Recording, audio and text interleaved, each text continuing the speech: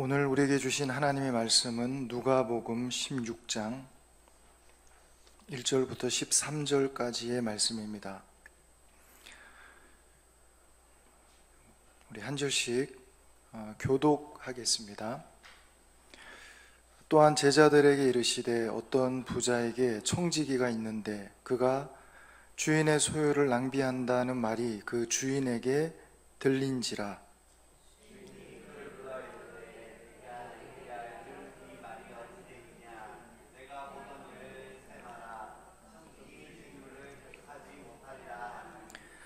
청지기가 속으로 이르되 주인이 내 직분을 빼앗으니 내가 무엇을 할까?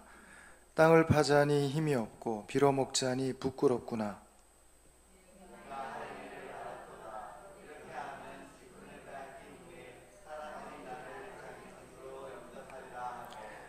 주인에게 빚진 자를 일일이 불러다가 먼저 온 자에게 이르되 내가 내 주인에게 얼마나 빚졌느냐?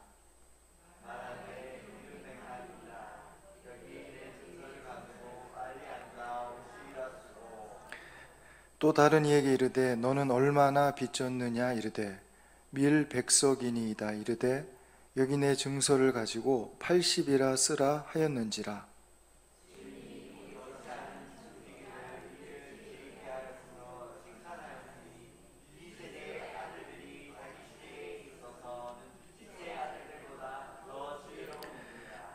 내가 너에게 말하노니 불의의 재물로 친구를 사기라. 그리하면 그 재물이 없어질 때에 그들이 너희를 영주할 처소로 영접하리라.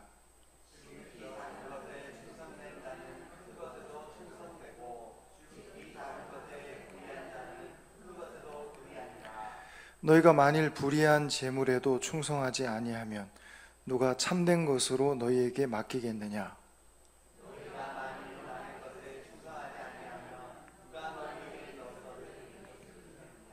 함께 읽겠습니다.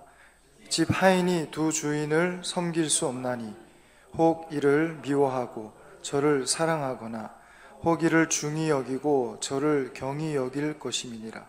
너희는 하나님과 재물을 겸하여 섬길 수 없느니라. 아멘. 오늘 누가복음 16장에 있는 이 비유, 옳지 않은 청지기 비유, 우리가 성경을 읽다가 이게 무슨 말인가, 이게 무슨 뜻인가 하고 몇 번이나 좀 고개를 갸우뚱하게 만드는 그런 이야기입니다. 지난번에도 한번 우리가 지금 누가복음을 보고 있기 때문에 한번 살펴봤던 내용인데 뭔가 이렇게 깔끔하지가 않아서 좀 더 다른 각도에서 한번 더 말씀을 살펴보려고 합니다. 이제 이야기는 여러분 여러 번 들어서 뭐 잘 아시는 내용일 텐데 이제 이런 내용이죠. 어떤 부자가 그 부자에게 자기 재산을 관리하는 그 청지기가 있습니다. 청지기는 일반 노예하고는 또 좀 다르죠. 청지기는 자유도 있고 또 권한도 어느 정도 주인이 허락한 한도 내에서의 어느 정도 권한이 있습니다. 다른 사람을 관리하고 그러니까 사람도 관리하고 재물도 또 관리해서 그 주인의 가정 그 재반사를 거의 다 이 청지기에게 일임해서 믿고 있을 정도로 그 정도의 위치에 있는 사람이 바로 이 청지기라는 사람이고, 그 집에서는 그 가정의 총무와도 같은 이제 그런 위치에 있는 그런 사람입니다. 근데 이제 주인이 들리는 소리가 이 청지기가 주인의 재산을 좀 낭비한다, 허비한다, 돈을 좀 함부로 쓴다, 헤프게 쓴다, 자기 돈처럼 그렇게 쓴다, 그런 좀 좋지 않은 소문이 주인의 귀에 들린 겁니다. 그래서 주인이 이제 들어보니까 알아봤겠죠. 근데 그게 이제 사실인 것 같습니다. 그래서 이제 청지기를 불러서 하는 말이, 내가 너에 대해서 들은 이 말이 어찌 됨이냐, 이게 무슨 말이냐, 그러면서 네가 보던 일을 세마라. 그러니까 세마라는 게 헬라어로는 아포도스라는데 인계하라, 넘겨라, 이런 뜻이죠.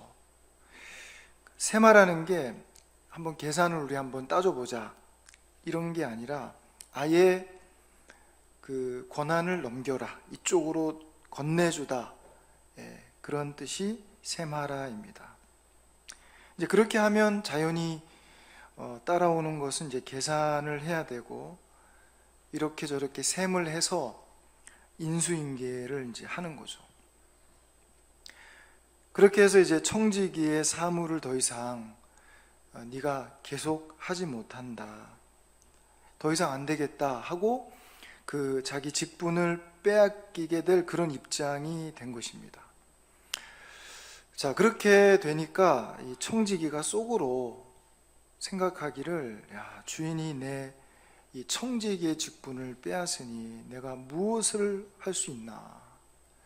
땅을 파자니 힘이 없고, 땅도 그 젊어서부터 파야 이 팔에 근육도 있고 힘도 있고 한 건데, 땅 팔 힘도 없고, 그렇다고 또 이 부잣집의 청지기라고 그렇게 떵떵거리던 사람이 어디 가서 빌어먹자니 부끄럽고 창피하고, 또 그렇게는 도저히 이 자존심이 허락을 안 하고, 그렇다고 그냥 있으면 또 안 되겠고, 그래 이제 어떻게 해야 되느냐 고민하다가 한 가지 방법을 찾아야 되겠다 하고 자기 나름대로의 어떤 대안을 강구한 겁니다.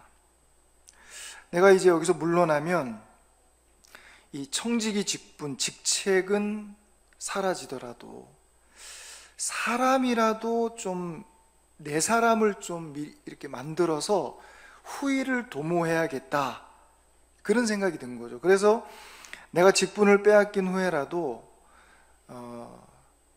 그 사람들이 나를 자기 집으로 좀 영접하지 않겠는가 해서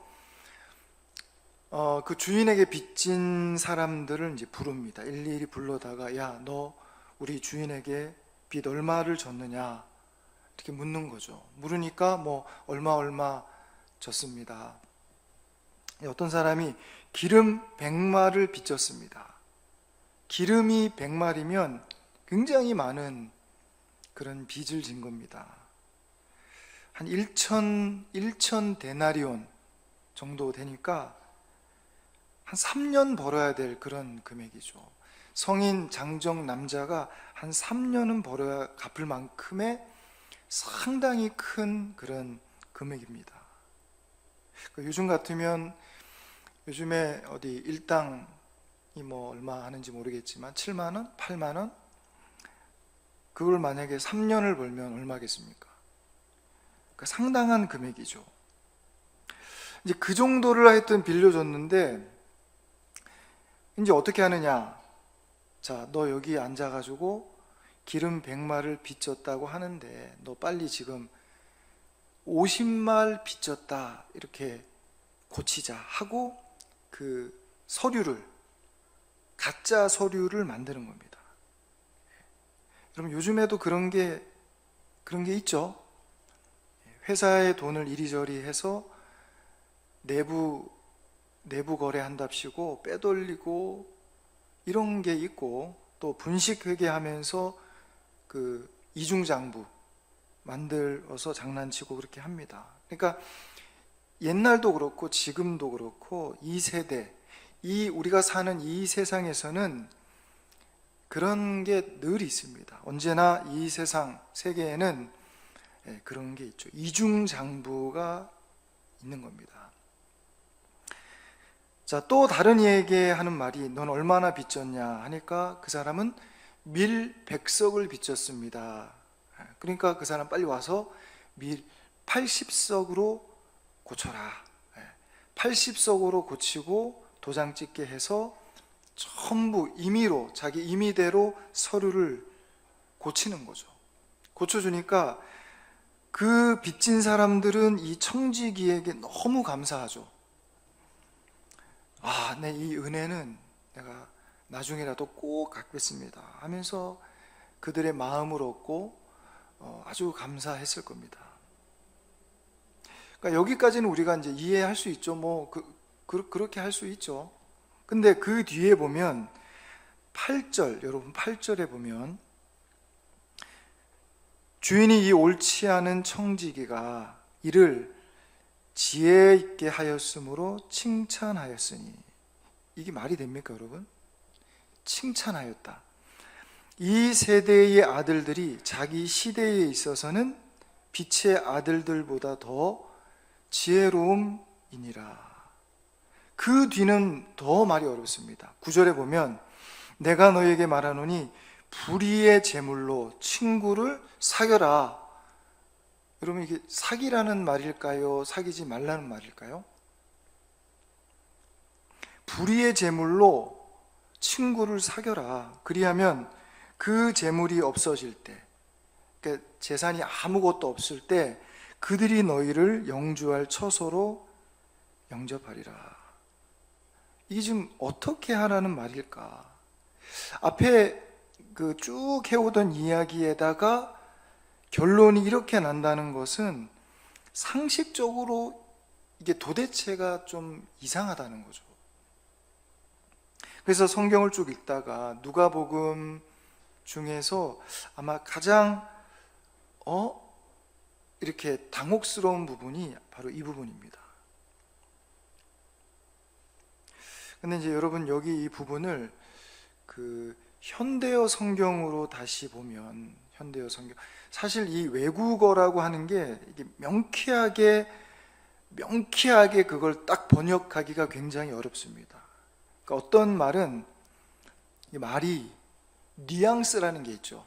이게 굉장히 좀 어려운 부분이 있습니다. 이제 그럴 때는 꼭 개역 개정에 목매지 마시고 다른 번역본들을 같이 그렇게 살펴보면 이해가 훨씬 쉽습니다.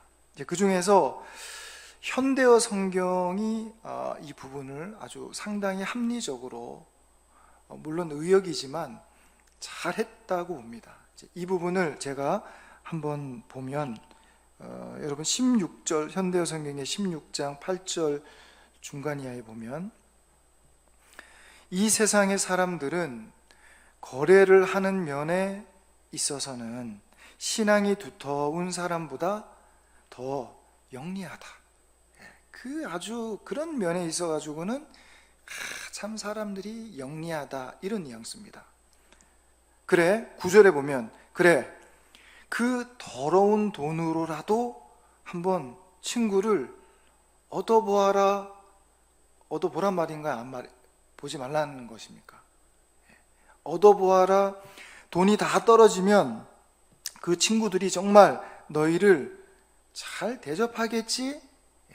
그 대접하겠느냐, 이런 의미입니다. 영원한 집으로 들어갈 수도 있겠지? 들어갈 수 있겠느냐? 정말 그럴 것 같으냐? 이렇게 이제 번역되어 있습니다. 그러니까 이게 완전히 그 단어법으로 부정적으로 한 말인데, 이게 이제 개역개정 성경 번역은 이게 도대체 이게 뭐 잘했단 말인지 못했단 말인지 분간이 이제 안 되게 이렇게 되어 있습니다. 여기 주인이 이 옳지 않은 청지기가, 옳은 청지기가 아니고 옳지 않은 청지기가 이를 아주 영리하게, 좋은 말로 하면 영리하게인데 조금 나쁜 말로 하면 아주 간교하게 그렇게 하는 걸 두고 세상 사람들은 결과만 좋으면 칭찬하죠. 언제나 그렇습니다. 이 세대, 소위 말해서 그런 머리가, 세상적인 머리를 잘 굴리는 사람들이 그런 면에 있어서는 빛의 자녀들보다 훨씬 더 머리가 잘 돌아가고 간교하고 영리하고 그렇다는 겁니다. 자, 그러나 여러분, 세상에서는 그런 게 혹시 통할지 모르나 내가 너에게 말하는데, 자, 그 더러운 재물을 가지고 친구를 한번 사귀어봐라. 돈이 다 없어졌을 때 문제는 그 불의의 재물로 사귄 그 친구가 과연 너를 그 영주할 처소로 인도할 수 있겠느냐, 너를 영접할 수 있겠느냐, 그건 안 되지 않느냐. 그런 이야기입니다. 그 돈 몇 푼 가지고 남에게 그 자기 것도 아닌데 사실은 인심을 써서 그렇게 하여튼 이 땅에서는 그 위기를 잠깐 모면해 보려고 하지만, 그러나 하나님 앞에는 그런 게 전혀 통하지 않는다 하는 그 이야기를 이제 하고 있습니다. 이제 이야기가 10절 이하의 뒤에까지 보면 이게 더 이제 이해가 되는 것이죠. 10절에 보면 여러분, 지극히 작은 것에 충성된 자는 큰 것에도 충성되고 지극히 작은 것에 불의한 자는 큰 것에도 불의하니라. 너희가 만일 불의의 재물에도 충성하지 아니하면 누가 참된 것으로 너희에게 맡기겠느냐. 그러니까 보통 일반 그 직장, 사회, 세상에서도 자기 맡은 일을 정직하게 하는, 성실하게 하는 그런 사람이라야 교회 일도, 이 거룩한 일도 정직하게 하는 것이지, 직장에서는 내가 뭐 사업상 어쩔 수 없다 그러면서 막 편법을 쓰고 접대를 하고, 그런 사람은 다른 데 가면 또 어떤 다른 사정 때문에 내가 어쩔 수 없다 그러면서 그런 악을 행한다는 겁니다. 그래서 지극히 작은 것 하나라도 어떤 경우라도 그런 불의를 행하지 않아야 되는 것이지, 악과 타협하면서 그걸 조금씩 이렇게 희석시키다 보면 우리도 모르는 사이에 점점 심각하게 부패하게 된다는 것이죠. 12절이 더 핵심이 됩니다. 12절에 보면 너희가 만일 남의 것에 충성하지 아니하면 누가 너희의 것을 너희에게 주겠느냐. 뭐 당연한 이야기죠. 여러분, 만약에 어떤 회사에 취직이 돼서 일을 하게 되었다 그러면 그 맡은 일을 열심히 해서 남의 일인데 남의 일에 충성을 다해야 자기 것을 받을 수 있는 거죠. 근데 급료는 탐을 내면서도 나를 고용한 그 사람이나 회사에는 아무 유익을 주지 못한다. 그러면 그 사람이 어떻게 그 대가를 받을 수가 있겠습니까?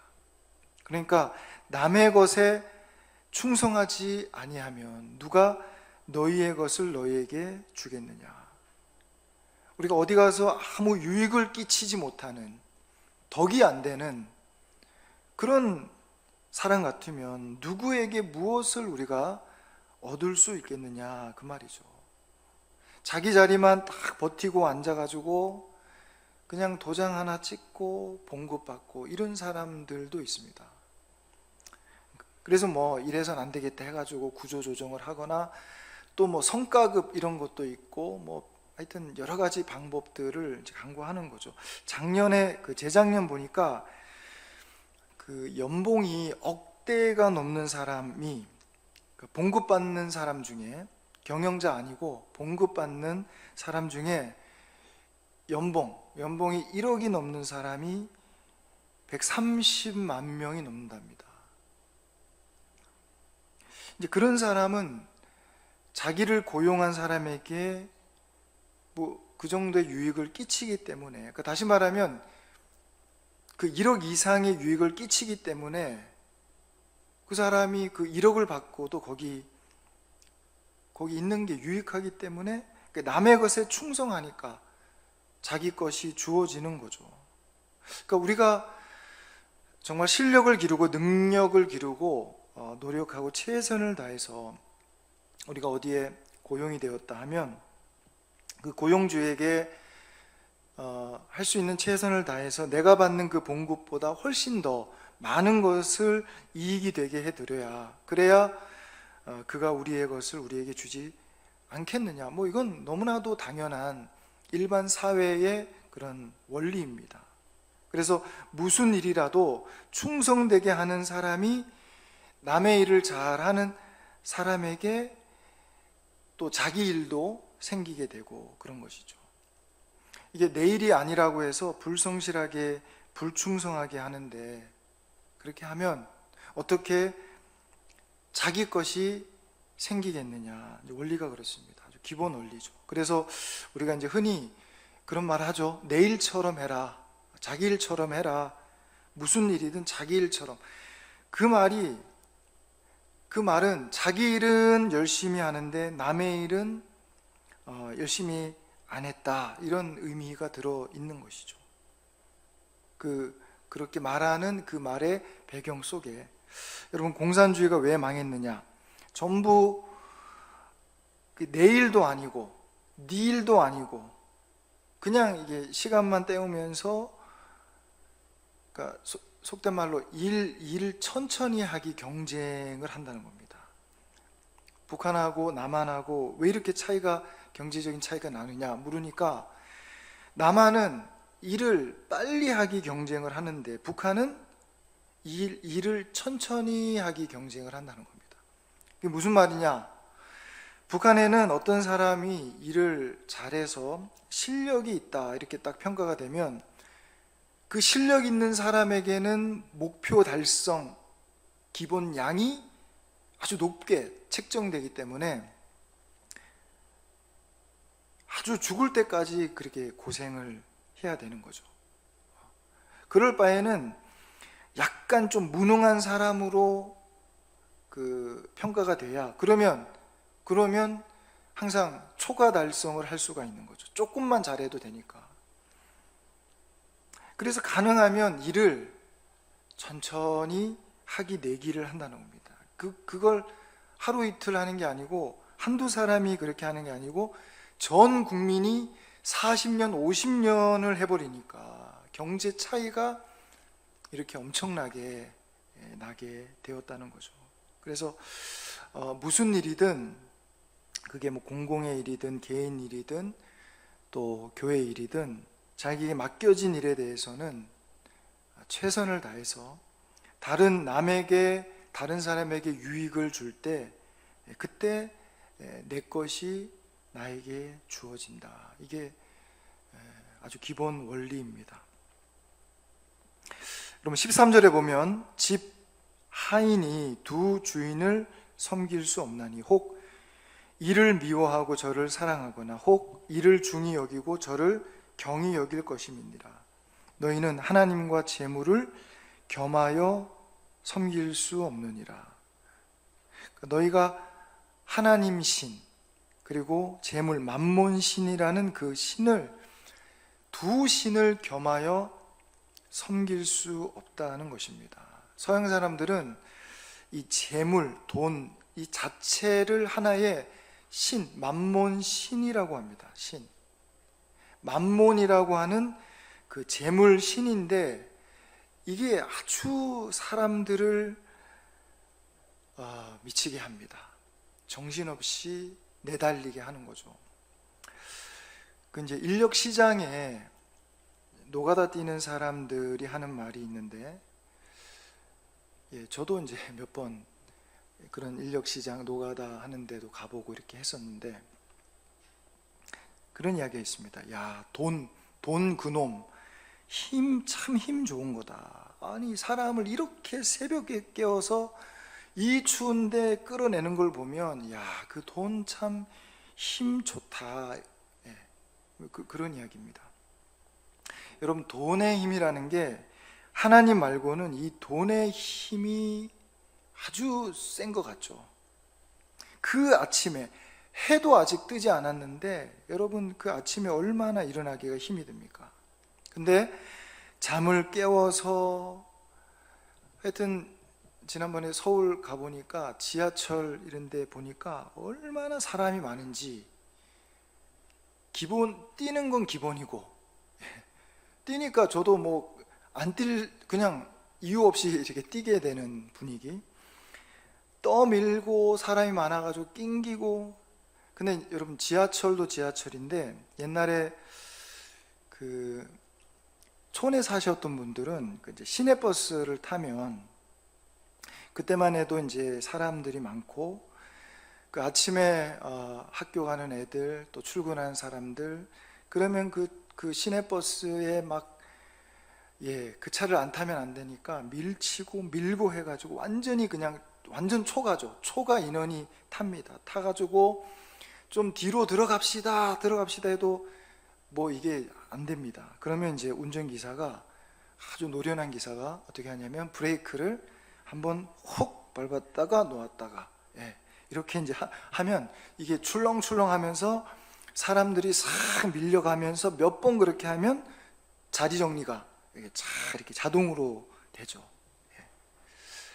근데 이제 내릴 때가 문제죠. 내릴 때 꽉 막혀가지고, 그래서 뒤에 그 창문을 열고 막 뛰어내리고 했던 기억이 있습니다. 그래, 그 많은 사람들이, 사실 우리가 따지고 들어가 보면 이 경제라고 하는 이 돈이라는 게, 그걸 그렇게 그 많은 사람들을 정신없이 그렇게 움직여가는 게 아니겠습니까? 무서운 힘이죠. 그래서 자칫하면 우리가 하나님보다 이 돈을 더 두려워하고 하나님 사랑보다 돈을 더 사랑하는 그런 수가 생깁니다. 우리 예수 믿는 사람들은 이런 부분들을 아주 조심해야 되죠. 하나님과 재물, 하나님과 재물신, 이 만몬신을 겸하여 섬기다가는 항상 하나님은 좀 멀고 돈은 가깝죠. 그렇기 때문에 하나님보다 돈을 더 신뢰하고 사랑할 위험이 얼마든지 있다는 것입니다. 여러분, 오늘 이 옳지 않은 청지기 비유인데, 옳지 않은 방법으로라도 영리하게 머리를 잘 굴려라, 그게 아닙니다. 그게 아니라 지극히 작은 것에 충성된 자가 큰 것에도 충성된다는 것입니다.